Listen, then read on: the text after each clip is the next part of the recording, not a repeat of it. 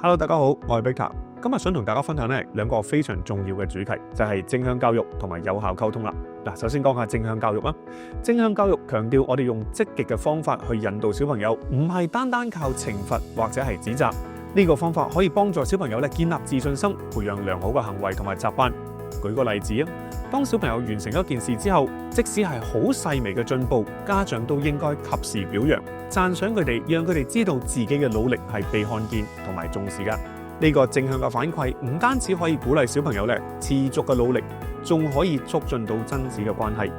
跟住落嚟我哋講下有效溝通。有效溝通其實係每一個健康家庭嘅基石嚟㗎。特別喺親子之間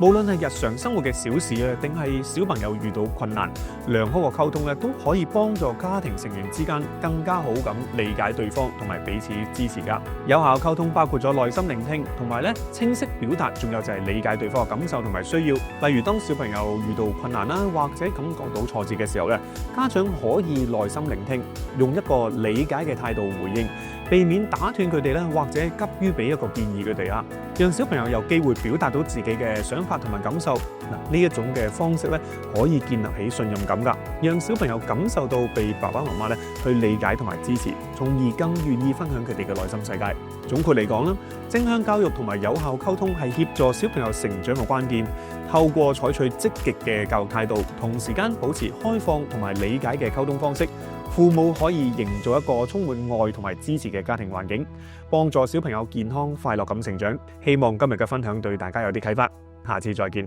拜拜。